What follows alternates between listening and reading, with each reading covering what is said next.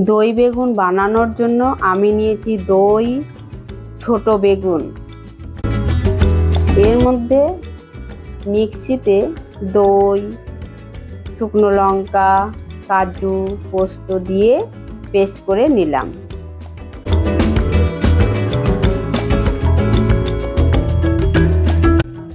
বেগুনগুলো ভাজার জন্য প্রথমে তেল, লবণ, হলুদ গরম করে এর মধ্যে কেটে রাখা বেগুনগুলো ভেজে নেব এইভাবে।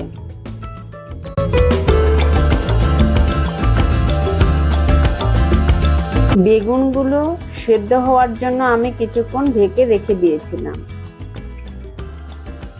এগুলোকে হালকা এইভাবে লালচে লালচে করে আমি ভেজে তুলে নেব।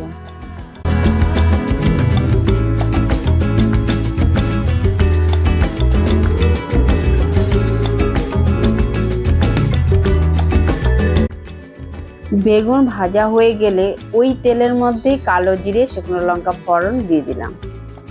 বেটে রাখা দই এর মধ্যে দিয়ে দিলাম।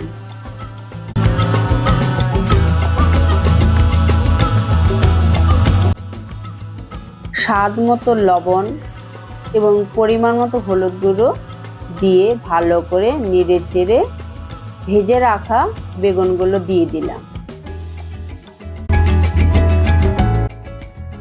আপনারা যদি চান নিরামিষ দিনে এইভাবে রান্না করে খেতে পারেন। আশা করি আপনাদেরকে ভালো লাগবে। নামানোর আগে স্বাদ মতো চিনি দিয়ে দিলাম।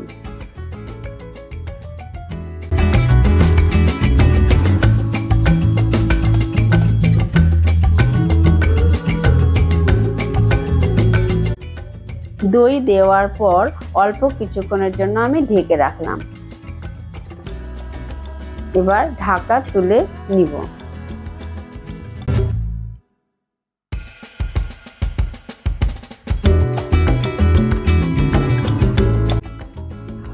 এভাবে আমি দই বেগুন করে নিলাম।